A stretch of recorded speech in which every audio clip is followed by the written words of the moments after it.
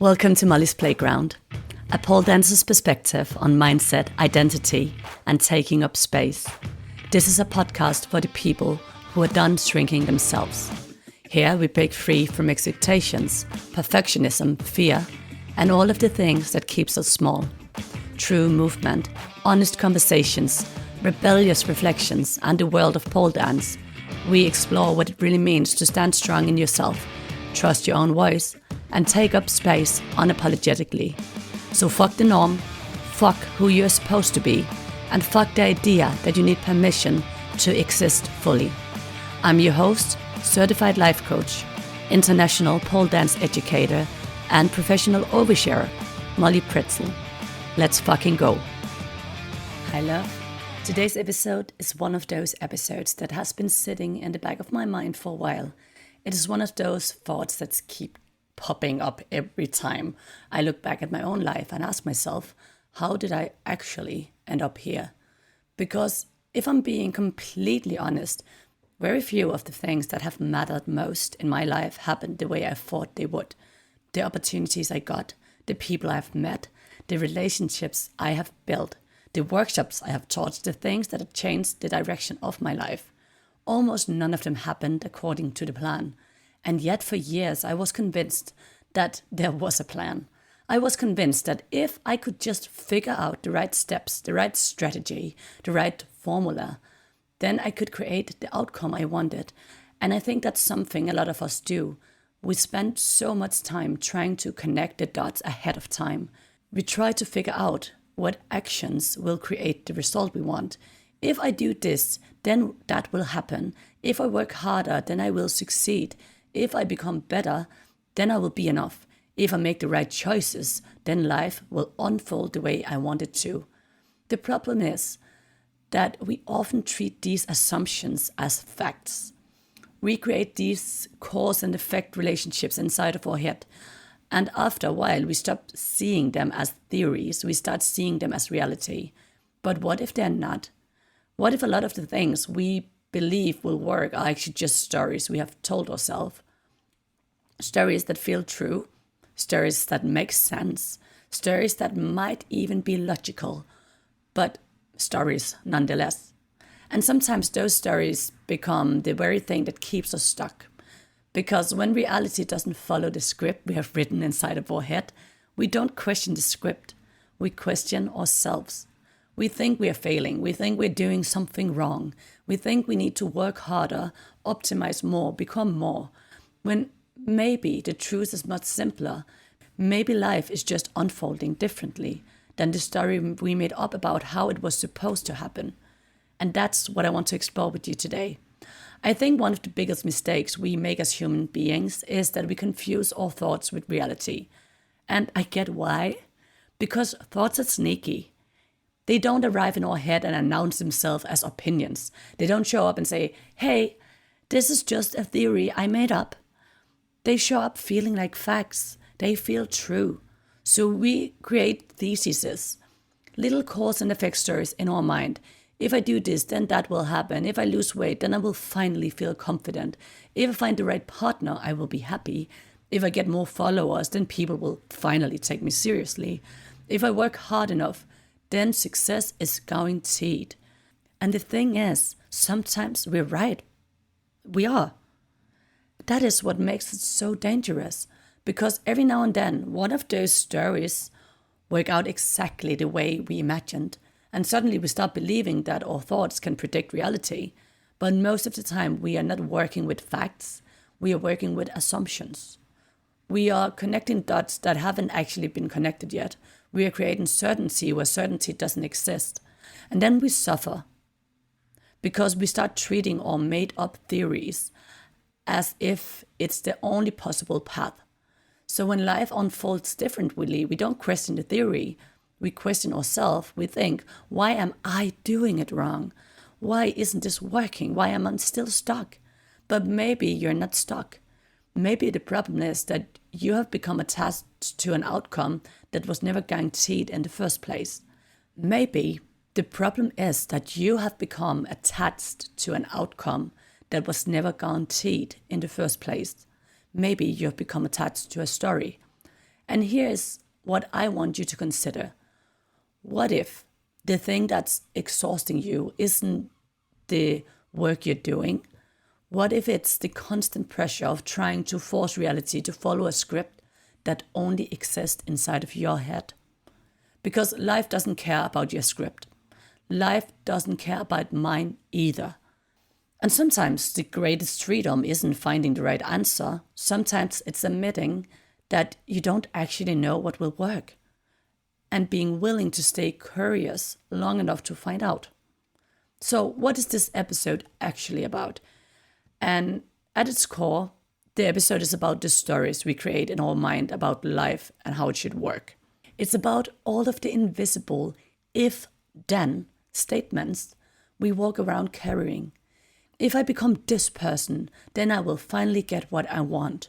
If I just work harder, improve more, fix myself a little more, then things will fall into place. And what I want you to explore today is not whether those things are good or bad, it's whether they're actually true. Because I think a lot of us are following maps that we drew ourselves. And then we get surprised when that reality doesn't match the route we have planned ahead of time. And that matters. Because if we are not careful, we can spend years chasing an outcome based on an assumption we never stop to question. We can spend years believing we are failing, when in reality we are simply attached to a story about how success was supposed to look like. And the reason I think this conversation is important is because the consequences aren't small. When we believe our assumptions are facts, we become incredibly hard on ourselves. We start measuring ourselves against expectations that may never have been realistic in the first place. We convince ourselves that we're behind, that we are not doing enough, that we're not good enough, that we are somehow missing the secret everyone else seems to know. And over time, that becomes pretty fucking exhausting. Not because life is hard, but because we are carrying around the weight of trying to force reality to match the version we have already decided should happen. And I think this episode is especially relevant if you're someone who feels stuck, if you're someone who's constantly wondering why things aren't moving, if you're someone who keeps asking yourself, what am I doing wrong? This episode is for you if you're the person who always feels like there's another level you need to reach before you're allowed to relax. It is for you if you're constantly trying to improve yourself. For you if you're always looking for the next strategy, the next course, the next book, the next answer.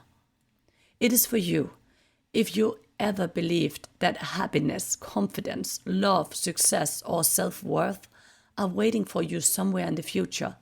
It's for you if you ever felt like life hasn't happened yet because you're still preparing for it.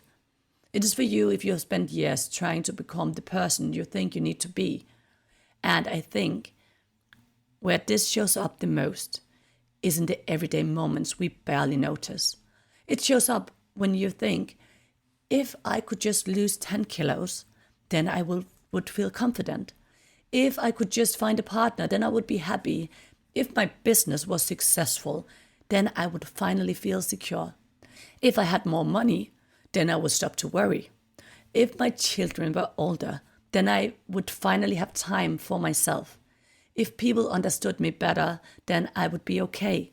Most of us don't even realize we're doing it because those thoughts feel so reasonable, they feel logical, they feel true. But what we are often doing is placing our happiness, confidence, freedom, or sense of worth on the other side of a condition. We are telling ourselves that life starts when something happens. And what I want to question in this episode is, what if life doesn't actually work that way? What if some of the things you're waiting for aren't on the other side of achieving something? What if they're available the moment you stop believing the story that says they're not? And before we dive deeper into the conversation, I want to ask you for a small favor. If you know someone who is constantly feeling like they're doing everything right but still feel stuck, someone who is always trying harder, learning more, fixing more, improving more, someone who keeps feeling like the life they want is always just one achievement away, then send this episode to them. Because I think so many people are carrying around stories they don't even realize are stories. They really believe they are looking at reality when in fact they are looking at an interpretation of reality.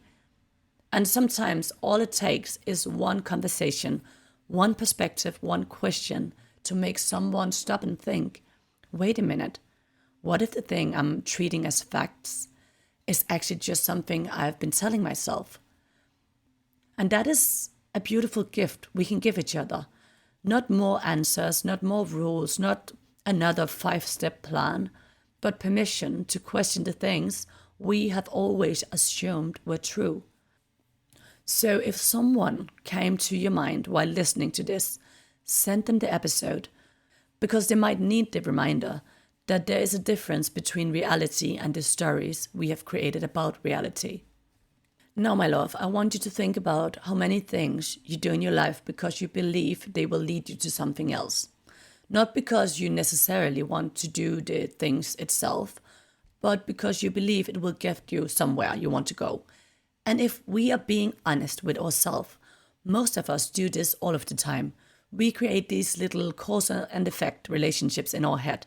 If I get the right education, I will get the right job. If I lose weight, I will finally find love.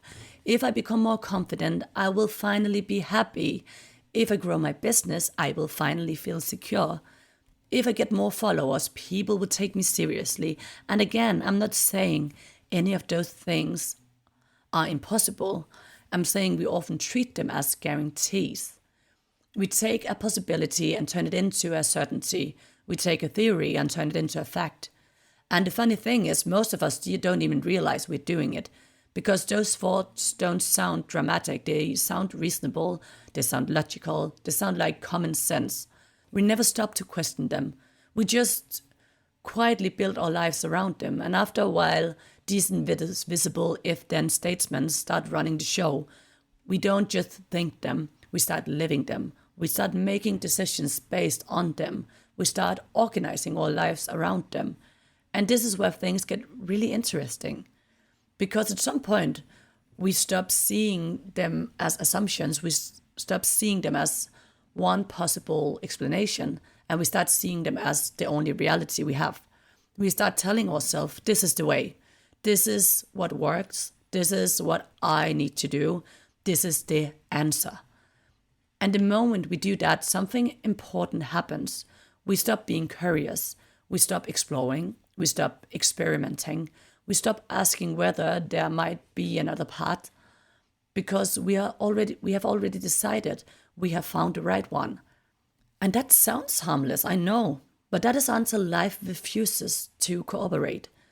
Because eventually most of us reach a point where we are doing all of the things we thought would work, and we are still not where we want to be. We are still single, we are still insecure, still unhappy, still waiting, still wondering why it feels like everyone else got the memo except us.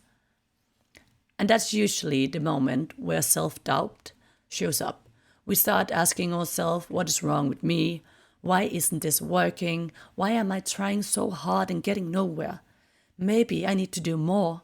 Maybe I need to improve more. Maybe I am the problem. But what if you're not the problem? What if the problem is that you have become so attached to one version of the story that you forgot that there were multiple possibilities?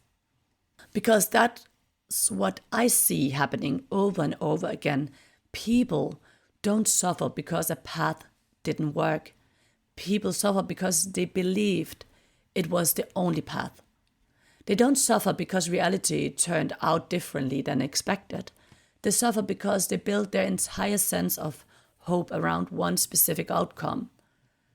And when that outcome doesn't happen, it feels like a failure. Even though all that really happened is that life didn't follow the script they wrote in advance. And I think that's such an important distinction, because there's a huge difference between this didn't work and this was the only thing that could ever have worked. The first one leaves room for curiosity. The second one leaves room only for disappointment. The reason this topic has been on my mind so much lately is because when I look back at my own life, I can see how many years I spent doing exactly this. I had my own version of the story, my own version of the dots I thought needed to be connected. For years, I really did believe that if I could just get enough recognition, then everything else would fall into place. If I got enough followers, enough titles, enough medals, enough achievements, enough proof that I was good at what I did, then people would notice me, then I would get booked, then opportunities would show up, then I would be a success.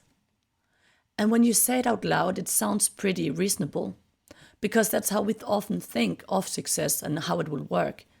You do the work, you get the recognition. The recognition creates opportunities. It's simple, logical, makes perfect sense. The problem was that reality didn't really care about my theory, so I spent years working incredibly hard. I invested huge amounts of energy into social media. I chased competitions, I chased achievements, I chased results. Because in my mind, those things were the path. Those things were the answer. And then something really interesting happened. I got some of the things I thought I wanted. I had 10,000 followers. That didn't change anything. I won a world championship. That didn't change anything either. I didn't suddenly get flooded with opportunities. I didn't suddenly become the person I thought I would become. And that forced me to ask a very unpleasant question. If those things weren't actually creating the result I wanted, then what was? Because here's the crazy part. Some of the opportunities I have today can be tracked back to a performance I did in Iceland years ago. I did actually win this competition, but the opportunities did not come because I won. Not because I was strategic, not because I was trying to market myself. I created that performance because I needed to create it. It was personal, it was honest, it came from a real place, and it was a performance that I simply just did because I wanted to. And someone saw it and loved it. She sent it to a friend. That friend later took online classes with me. Years passed.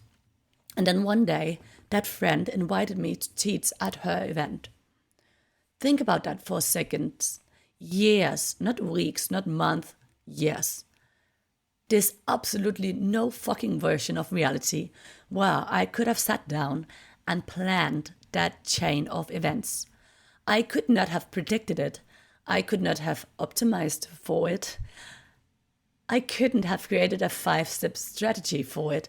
And yet it happened. And the more I look back on my life, the more I realize that feels true for almost everything that matters. Meeting my partner, people I now call close friends, business opportunities, collaboration, life-changing conversations. When I trace them back, they rarely started with some brilliant master plan. They usually started with something small, a random conversation, a spontaneous decision, showing up somewhere, doing something because it felt meaningful, doing something because it felt fun, doing something simply because I wanted to. And I think that's why I keep coming back to this idea, because when we look at life moving forward, we want certainty, we want a roadmap, we want guarantees. But when we look at our life moving backwards, what we usually find is something very different. We find coincidences, timing, unexpected connections, tiny moments that seemed insignificant at the time. It's almost as if the biggest things in our life don't come from the plan, they come from life itself.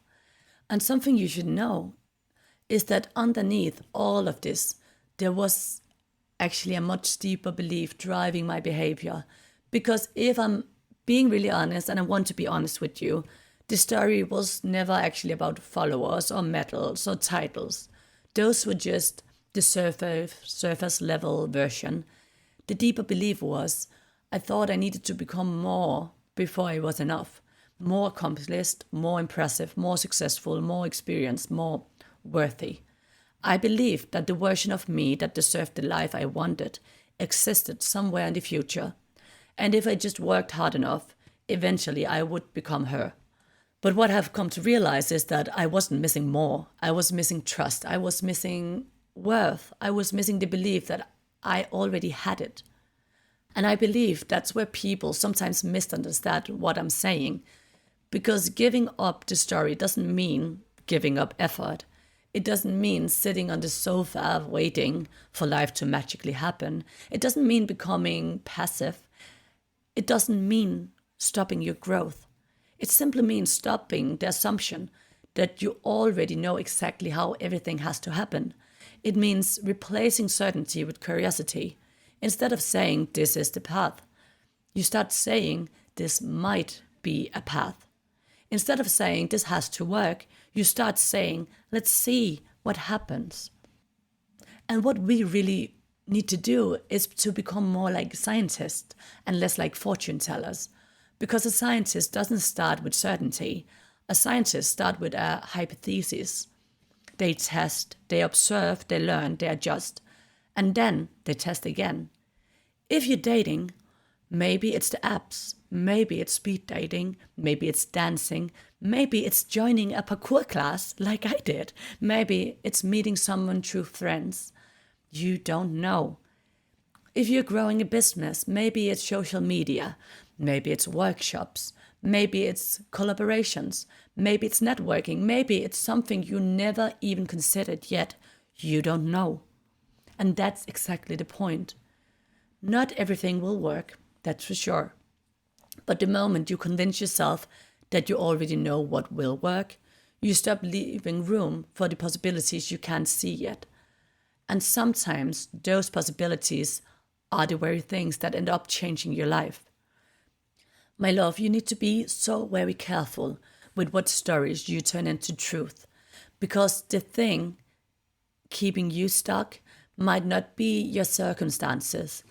It might be the certainty with which you have decided how your life is supposed to happen. And this is where the conversations start to get really freaking interesting.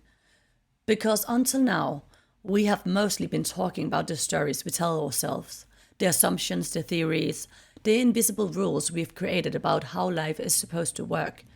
But if we stop here, it's very easy to walk away thinking, okay, so I should stop believing everything I think.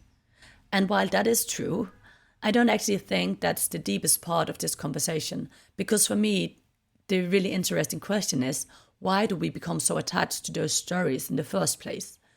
Why are we so desperate for certainty? Why do we cling so tightly to the idea that there must be a right path, a right answer, a right way to get where we want to go? Because I don't think it's actually about the strategy. I don't think it's about the followers, the career, the relationship, the money, or the goal itself. I think those things are often just the surface level version of something much deeper. And when I start looking at my own life, I realize that underneath all of my plans, all of my chasing, all of my attempts to figure everything out, there was another belief quietly running the show. A belief that I think a lot of people carry without even realizing it. And the more I started paying attention to it, the more I realized that maybe the problem was never my strategy. Maybe the problem was the reason I felt like I needed one in the first place. So let's talk about that. Because the more I started reflecting on this, the more I realized something else. The strategy was never really the point. The followers weren't the point. The medals weren't the point. The titles weren't the point. They were just the things I had attached to my hope to. Because underneath all of it was a much deeper belief. I didn't trust that who I was right now was enough. And when you don't believe you're enough, you become obsessed with finding the thing that will finally make you enough. You start looking for the missing pieces, the missing qualifications, the missing achievements, the missing numbers, the missing proof. You start believing that somewhere out there is a version of you that will finally deserve the life you want. And that's where strategies become so seductive. Because a strategy doesn't just promise a result. It promises relief. It promises that if you follow the steps, you will eventually arrive at a place where you can stop to worry, a place where you can finally feel secure, finally feel worthy, finally feel enough. And I think that's why I became so attached to my own theories. Not because I loved planning, not because I loved strategy, but because I was searching for certainty. I wanted a guarantee that all of my effort would lead somewhere.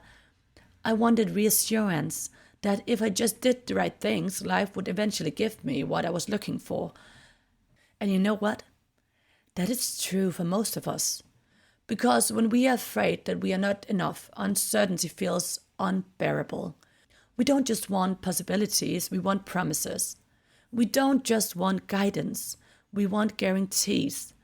And this is where we need to have a little bit of compassion with ourselves. Because it's very easy to listen to a conversation like this and think, whoa, I really do make up a lot of stories in my mind. But the truth is, you're supposed to. That's what humans does. Our brains are constantly trying to make sense of the world. They're constantly looking for patterns, looking for meaning, looking for ways to predict what happens next. Because uncertainty is uncomfortable. Actually, I think most of us are far less afraid of failure than we are of uncertainty. At least failure gives us an answer. Uncertainty leaves us hanging. And that's hard. It's hard not knowing. It's hard not having any guarantees. It's hard putting effort into something when you don't know whether it will work. So naturally, our brains try to solve that problem. They create stories, they create formulas, they create little roadmaps that makes the future feel more predictable. And that's why we're so obsessed with recipes, not like cooking recipes, life recipes, the 5-step plan, the secret method, the proven framework, the morning routine, the relationship advice, the business strategy, the exact sequence of actions that supposedly takes us from where we are to where we want to be. And again, I don't think there's anything wrong with learning from other people. I don't think there's anything wrong with seeking guidance. I do it too. The problem starts when we stop seeing guidance as guidance and start treating it like a guarantee, because that's usually what we are secretly hoping for. We are not just looking for information, we are looking for certainty. We are looking for someone to tell us, do these things and you will be okay. Follow those steps and you will get the result. Stick to the plan and everything will work out, because certainty feels safe. Certainty gives us the illusion of control. It makes us feel like if we just work hard enough, choose correctly enough, optimize enough, then we can somehow eliminate the risk of disappointment. But life has never worked that way. And deep down, I think we know it. We know there are people who did everything right and still didn't get the outcome they wanted. We know there are people who broke all of the rules and somehow ended up exactly where they needed to be. We know relationship didn't happen on a schedule. We know opportunities don't always arrive because we have earned them. We know some of the most important moments in life are completely unpredictable. And yet, we keep searching for certainty anyway, not because we're stupid, not because we are naive, but because certainty feels comforting. It feels safer to believe there's a formula than to admit that life is often messier, stranger, and more unpredictable than we would like it to be. And that's why we cling so tightly to our theories, because if I can convince myself that I know how things will work, then I don't have to sit with the discomfort of not knowing. I don't have to face the reality that maybe I can't control as much as I would like to. I don't have to accept that some things unfold in their own time, in their own way, for reasons I may never fully understand. But here's the irony. The harder we try to create certainty, the more disappointed we often become, because eventually life will do what life does. It will refuse to follow the script. And that's usually the moment where we have a choice. We can either keep fighting reality because it doesn't match our expectations, or we can become curious enough to ask, what if there are possibilities I can't see yet? What if my theory isn't wrong because I'm broken? What if it's just incomplete? And with that part of the conversation done, it's important for me to say this, because whenever we have conversations like this, there can be a temptation to think, okay, I get it now. I just need to stop believing my stories. But that's not how this works, at least not for me. Because even though I work with this and I understand this now, I still catch myself doing it all of the time.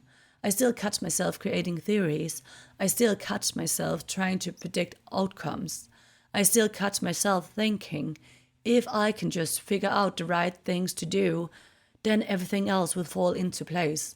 And I do not believe that tendency ever completely disappears, because we're not trying to solve a bad habit, we're trying to work with something deeply human.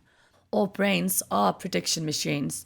They are constantly trying to reduce uncertainty, constantly trying to create order, constantly trying to answer the question, what do I need to do in order to be safe? And that's why awareness isn't the same thing as freedom. Just because I can see the pattern doesn't mean I stop feeling the pull of it. It just means I noticed it sooner. It just means I can catch myself when I start turning a possibility into a certainty. When I start convincing myself that one particular outcome is the answer, when I start acting as though I already figured out how life will work. And that is what growth often looks like. Not eliminating the pattern, but becoming aware enough that the pattern no longer controls you in the same way. Because there's still a part of me that wants guarantees. There's still a part of me that wants certainty. There's still a part of me that wants someone to tell me exactly what to do, because it's so much easier. The difference is that now I know that feeling doesn't necessarily mean I found the truth. It usually means I found my discomfort. And those things are not the same thing. And to make things even more complicated, we are not trying to do this in isolation. We're trying to do it inside of a culture that constantly reinforces the exact opposite message. Because if you really look around, almost everything in society is built around certainty. We are taught that success follows a formula, that there is a right path, that there is a right timeline, a right way to do things. We are taught that if we make the right choices, we will get the right outcomes.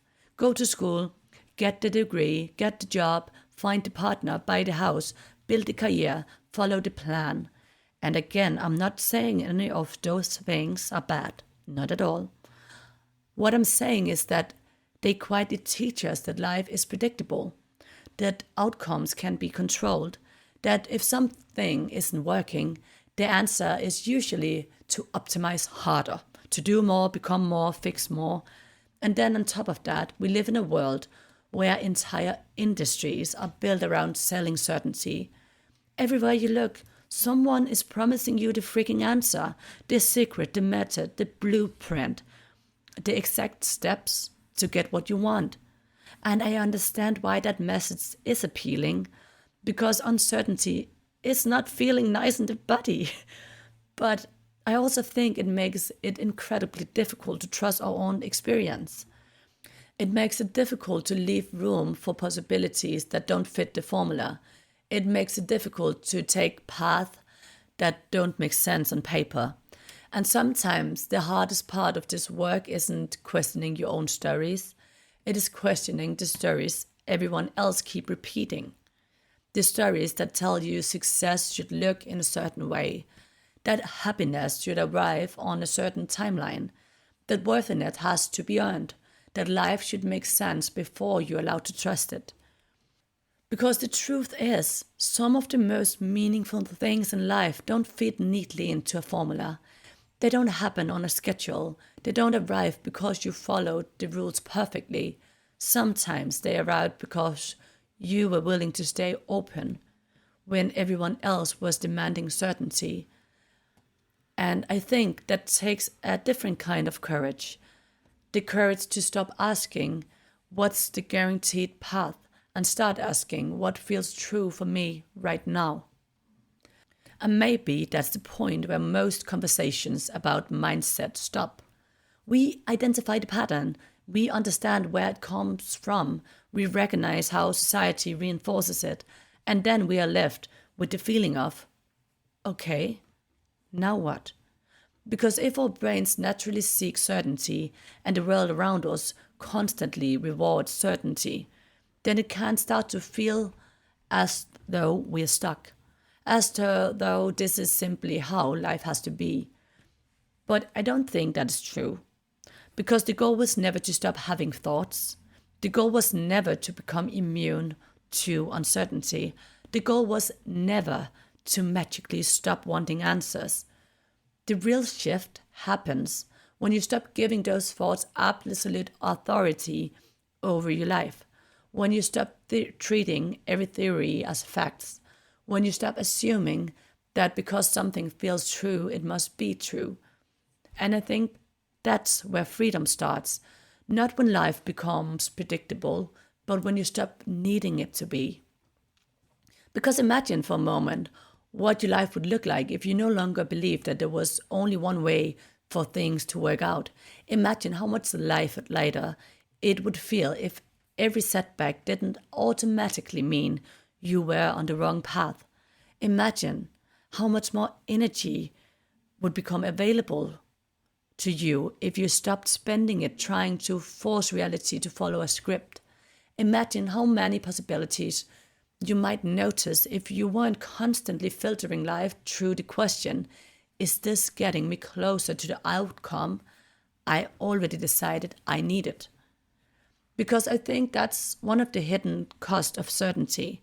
When we become convinced we know what success should look like, we stop seeing everything that doesn't match the picture. We miss opportunities, we miss connections, we miss experiences, we miss entire directions our life could have taken. Not because they weren't there, but because we weren't looking for them. And the more I reflect on my own life, the more I wonder whether the real opportunity isn't learning how to control life better. Maybe it's learning how to participate in it more fully. Maybe it's learning how to hold our plans a little more loosely. Maybe it's learning how to pursue what matters to us without demanding that it arrives in a specific package. Because when you do that, something really interesting happens. You stop living from certainty and you start living from possibility. And I want to spend the rest of this episode exploring what that actually looks like in practice. Because I think that's where everything starts to change. If I were to simplify this entire conversation as much as possible, almost to the point where it gets ridiculous, black and white, it will look something like this. On one side, you have a person who is believing they already know how life is supposed to work. And on the other side, you have a person who accepts that they don't. That's it. That's the whole thing. One person says, I know what needs to happen. I know what success looks like. I know what the path is. I know what will make me happy. I know what I need in order to feel okay. And because they believe they already know the answer, they become attached to it, attached to a specific outcome, a specific timeline, a specific version of success, a specific way life is supposed to unfold. The other person still has goals, still has dreams, still works hard, still cares deeply, but they don't confuse preference with certainty. They can say, this is what I want, without saying, this is the only way my life can work. And I think that's the real difference. One person is trying to control reality, the other is trying to participate in reality. One person spends their life demanding certainty, the other one learns how to work with uncertainty. One person will see closed doors as proof of that they have failed, the other one sees closed doors as information. Neither path will remove discomfort, but one creates far more suffering than the other, because life will always contain uncertainty. The question is whether we spend our life fighting that reality or learning how to move with it. And this is usually the part where people start asking the obvious question: okay, I understand the idea, but what do I do? Like, actually do with it. Because it's one thing to recognize your own stories, it's one thing to realize you've been treating assumptions like facts. It's one thing to understand that life is more unpredictable than you'd like it to be, but it's another thing entirely to live differently. Because awareness doesn't automatically create change. You can understand everything we have just talked about today and still wake up tomorrow worrying about the future. Still wanting certainty, still trying to figure out the perfect path and perfect plan, still catching yourself attaching your happiness to an outcome. That's normal, my love, because this isn't a switch you can flip. It's a practice, a way of relating differently to your thoughts, your goals, and your expectations. So before we finish this conversation, I want to get a little more practical. Not because I have a magic formula. I think we have established by now how I feel about those. Because there are a few shifts that have genuinely helped me loosen my grip on certainty. A few ways of thinking that have helped me move through life with more curiosity and less pressure. And maybe they will help you the same. Because if the goal isn't to control life, the question becomes, how do we actually learn to trust ourselves enough to live it? So what have actually helped me? One of the biggest shifts for me has been learning to hold my plans a little more loosely. And I know that probably sounds strange coming from someone who is ambitious, runs a business, creates projects, and has a billion goals. Because I still have goals. I still work hard. I still make plans. I still care deeply about the things I want to create in my life. The difference is that I'm no longer trying to predict exactly how they're supposed to happen. Years ago, I would have approached almost everything with a very specific outcome in mind. I would decide what I wanted and then immediately start trying to reverse engineer the path. That's the fastest route, that is the smartest route, that's the proven route, what do I need to do, who do I need to become? And while that sounded productive, what often happened was that I became so focused on one possible path that I stopped noticing all of the other ones. I became attached to outcomes, attached to timelines, attached to stories. And the more attached I became, the more pressure I felt. Because every setback suddenly meant something. Every delay meant something. Every closed door meant something. Everything became evidence that I was either succeeding or failing. Now I try to approach things differently. I still choose a direction, but I try not to dictate the route. I focus more on participation than prediction. I ask myself, what feels meaningful? What feels interesting? What feels aligned with who I am? What am I curious about? And then I follow that. Not because I know where it will lead, but because I've learned that some of the best things in my life came from paths that I never could have planned. That includes meeting my partner, includes business opportunity, collaboration, friendship, teaching opportunities. So instead of constantly asking, will this get me the result I want? I try to ask, is this something I genuinely want to experience? Because those are very different questions. And I found that the second question usually leads me somewhere far more interesting. And what's freaking fascinating is that this approach actually helps me in ways I have never expected. Because when you're no longer obsessed with one specific outcome, a lot of things start changing. First of all, you become far more resilient. If one path doesn't work, it doesn't automatically mean you have failed. It just means you have learned something. You have gathered information. You have ruled something out. And that might not sound exciting, but it is freeing. Because suddenly Your entire self-worth isn't riding on one result. Suddenly you become much better at spotting opportunities because you're actually paying attention. You're not spending all of your energy staring at one door, wondering why it won't open. You're noticing all of the other doors around you.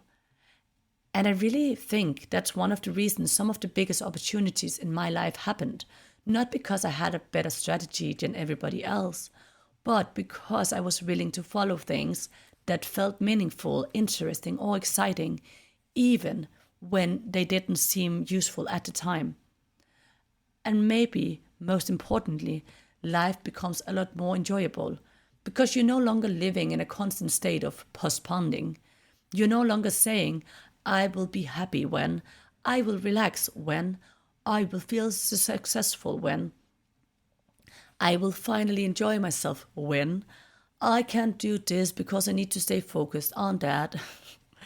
You're actually allowing yourself to participate in your own life now. Not someday, not after you have achieved enough, not after you have been fixed enough, but now. And for me, that's probably the biggest shift of all. Because the irony is that so many of the things I was chasing, confidence, freedom, joy, connection, fulfillment, became easier to experience when I stopped treating them as rewards waiting for me in the future and started allowing myself to experience them in the present. Not because I'd figured life out, I wish I had, I'm still working on that, but because I stopped demanding that life followed my plan before I gave myself permission to enjoy it. So if you want to take something practical away from this episode, I don't actually want you to start by changing your behavior. I want you to start questioning your certainty, because that is where we can create a real shift. So here is a reflection exercise I would love for you to try. Think about something in your life that feels stuck right now. Maybe that is your dating life, maybe it's your career, maybe it's your business, maybe it's your confidence, maybe it's a dream you've been chasing for years. Just pick one thing. And then ask yourself, what do I believe need to happen in order for me to get what I want? Not what do I hope, not what would be nice. What do I really believe has to happen? Write down every answer that comes up. Maybe it's I need more confidence, I need more qualifications, I need more money, I need a partner, I need more followers, I need more experience, I need people to take me seriously, I need a new outfit, I need more time. And then once you have written them down, ask yourself a second question. Who decided that? And take it for everyone, everything you wrote down. So if you wrote down, I need more money, ask, who decided that? I need more experience, ask, who decided that? Seriously, do this. Ask yourself this question. Who decided that this was the way? Was it something you have proven? Or is it something you have assumed? Because I think that's where things get really interesting. Most of us have never questioned those beliefs. We have repeated them so many times that they are feeling like facts now. But repetition doesn't turn a thought into a truth. It only makes it familiar. And familiar things often feel true, even when they aren't. So before you ask yourself, what is the right path? I want you to ask, what story have I turned into the truth? Because those are very different questions. One searches for certainty, the other creates awareness. And awareness is where change begins. And the reason I believe this exercise matters is because of something I have had to learn the hard way. Your thoughts are not dangerous because they're negative. They're dangerous because they're convincing. They feel like reality. They feel obvious. They feel self-evident. And that's exactly why we rarely challenge them. We just build our life around them. But if you look back at everything we have talked about today, that's where so much suffering comes from. Not necessarily because we want something, but because we have become attached to a very specific story about how we are supposed to get it. We stop asking what else is possible and we start insisting it has to happen this way. And that is what I want you to pay attention to. Because maybe the thing standing between you and what you want isn't life. Maybe it isn't timing. Maybe it isn't your lack of talent, confidence, experience, or worth. Maybe it's the story you have become attached to. Maybe it's the belief that the opportunity has to arrive through a certain door, that love have to look a certain way, that success has to happen on a certain timeline, that happiness has to be earned before you're allowed to experience it. And if that's true, then the solution isn't necessarily to work harder. It might be to loosen your grip, to stop demanding certainty, to stop insisting that life follows the script you have written, and to become curious about what happens when you leave room for possibilities you haven't considered yet. Because the truth is, you cannot know in advance which dots will matter. You can only connect the dots looking backwards. And maybe that's exactly why the most powerful question isn't, what's the right way? Maybe it is, what assumptions have I mistaken for reality? Because the moment you ask that question, you stop being trapped by the story and you start becoming available for something bigger than the story. Now, before you run off and start questioning every belief you have ever had, I think it's important that we talk about something else, because this sounds simple, but simple and easy are not the same thing. In fact, one of the reasons this work is so challenging is that the moment you start loosening your grip on certainty, you will probably feel uncomfortable. Really, really uncomfortable. But certainty feels safe, even when it's making us miserable, even when it's limiting us, even when it's keeping us stuck. At least it gives us the feeling that we know what's going on. And one of the things that can happen when you start questioning your stories is that your brain immediately wants to replace them with a new story, a new answer, a new certainty, a new thing to cling to. It's almost like your brain says, okay, maybe that wasn't the right formula, but what's the new formula? And I laugh because I still catch myself doing this. I will realize I have been attached to one particular outcome, and before I even let go of it, my brain has already found another outcome to attach itself to. Another theory, another explanation, another way to convince myself that I finally know how life works. And that's why I don't think the goal is to get rid of uncertainty. The goal is to increase your capability to sit with it. Because uncertainty isn't a sign that something is wrong. It is very often a sign that you're standing in a place where multiple possibilities still exist. Another challenge is the people, because the moment Another challenge is other people, because the moment you stop following the script, people get very uncomfy with you. Not always because they disagree with you, but because your choices challenging their assumptions too. You will hear things like, are you sure that's a good idea? But what's the plan? What's the end goal? How do you know that's going to work? And if you're not careful, you will find yourself trying to justify things that doesn't need justification. Trying to prove things that don't need proving, trying to defend possibilities that haven't even had a chance to unfold yet. And that's difficult because we all want reassurance. We all want someone to tell us we're doing the right thing, but life rarely offers that kind of confirmation in advance. Most of the confirmation comes afterwards, looking back, connecting the dots, not before. And of course, then there's the invisible patterns, the ones that are harder to spot. The beliefs that sit underneath everything else. Beliefs like, I am behind, I need to earn my worth, I need to prove myself, I am only valuable when I'm successful, I'm only safe when I know what's going to happen. Those beliefs are sneaky because they don't feel like beliefs, they feel like facts. And that's exactly why thought work matters so much. Because if you don't examine your thinking starts running your life without your permission. You will start obeying rules you never consciously chose, chasing goals you never consciously questioned, living according to assumptions you never consciously examined. And that is why I believe thought work is some of the most important work we can do, not because every thought is wrong, but because every thought deserves curiosity before it earns authority. Because the truth is, your life will always be influenced by the stories you tell yourself.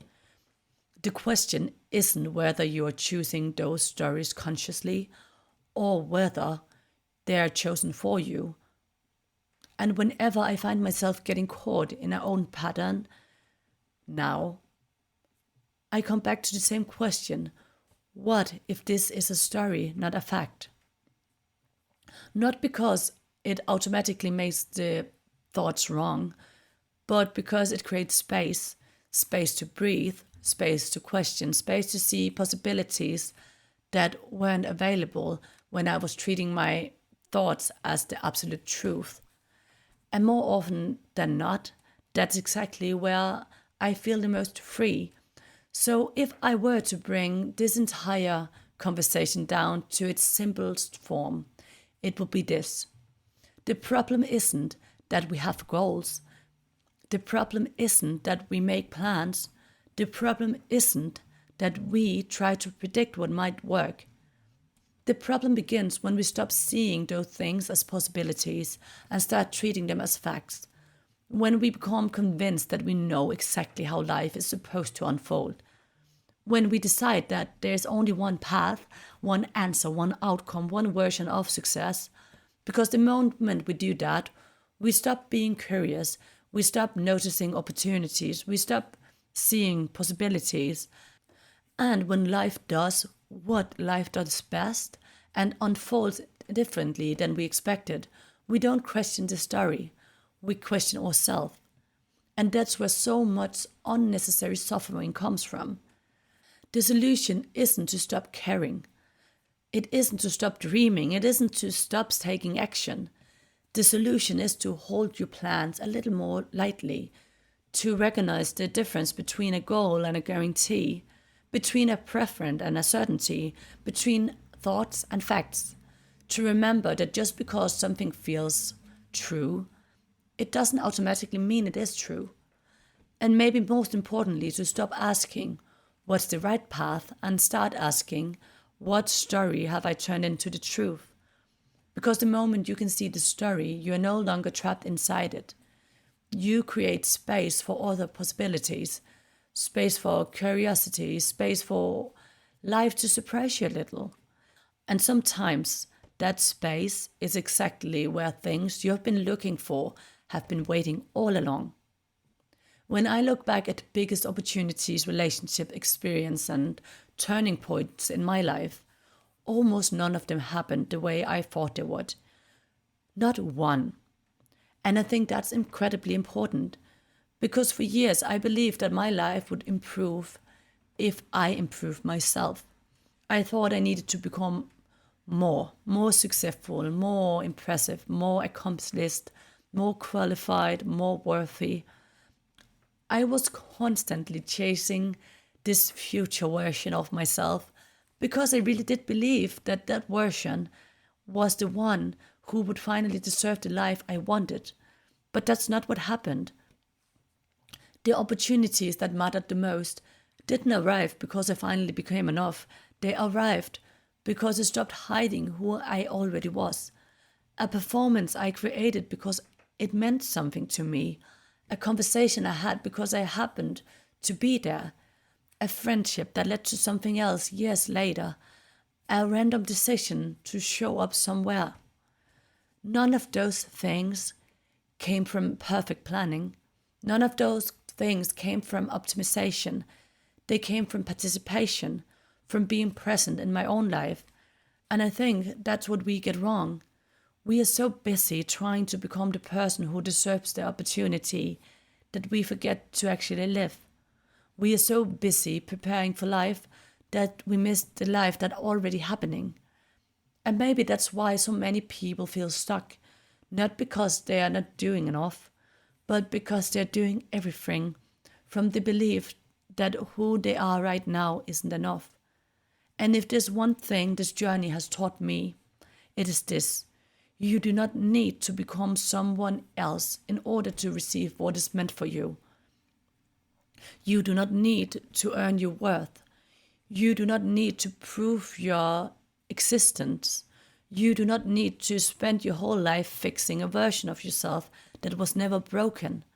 What you do need is the courage to participate, to show up, to try things, to follow what feels meaningful, to be willing to take paths that don't make sense on paper. Because the truth is, you cannot connect the dots looking forward. You can only connect them looking back. And maybe that's exactly why life works. Because if we knew exactly how everything was supposed to happen, there would be no room for surprise, discovery, coincidences, wondering, or growth. So maybe the goal isn't to find the perfect plan. Maybe the goal is to stop worshipping the plan and start trusting yourself. Not because you know what's going to happen, but because you will be okay when you don't. The reason I wanted to make this episode is because I genuinely believe there is so much freedom on the other side of this. Not because life suddenly become easier, not because uncertainty disappears, not because you stop wanting things, but because you stop lifting the impossible burden of needing to know exactly how everything is going to happen. You stop treating every setback as evidence that you're failing. You stop measuring your worth by how quickly things are unfolding. You stop assuming that a closed door means the end of a story, and instead just create room for something else. Trust. Not trust that life will go according to plan, but trust that you can handle life even when it doesn't. Because when I look back at my own life, the moments that shaped me the most were rarely the moment I planned. They were the moments I couldn't have predicted, the people I couldn't have planned to meet, the opportunities I couldn't have planned to receive, the experiences I couldn't have planned to have. And if that's true for my life, I can't help but wonder if it's true for yours too. Maybe there are possibilities already moving towards you that you just can't see yet.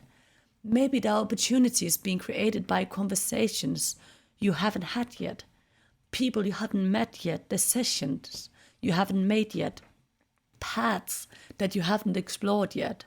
And maybe that's not something too far away. Maybe that's something to be excited about. If there's one thing I hope you remember from this episode, it is this: your thoughts are powerful, but they're not reality. Your theories are useful, but they're not facts. Your plans are valuable, but they're not prophecies. So be careful what stories you turn into truth, because maybe the thing standing between you and the life you want isn't a lack of effort. Maybe it isn't lack of talent. Maybe it isn't a lack of worth. Maybe it's the certainty with which you have decided how your life is supposed to happen. And maybe freedom begins the moment you loosen your grip on the story and become curious about what else might be possible. And if this episode resonated with you, I would love for you to share it with someone who is carrying the weight of trying to figure everything out, someone who is convinced they're behind, someone who's working so hard to become enough that they have forgotten they already are, someone who's stuck because they've become attached to one version of how life is supposed to unfold. Send them the episode, not because I have the answers, but because sometimes all it takes is one conversation to help someone question a story they have been living inside of them for years. And who knows, maybe that's exactly how change will happen for this person. Not through some grand master plan, not through the perfect strategy, but through a single conversation arriving exactly at the right time. My love, thank you so much for spending this time with me. Thank you for being here. And until next time, take care of yourself. Trust yourself just a little more than your theories. And remember, you can only connect the dots looking backwards. You still have to lift them looking forward. Love, thank you for hanging out with me on Molly's Playground. If this episode spoke to you, share it on your social media and come say hi over at Instagram on Molly Pretzel. And who knows, maybe one day we'll take up space together in real life too. Until then, take your space, trust your voice, and keep playing. See you on the playground next week.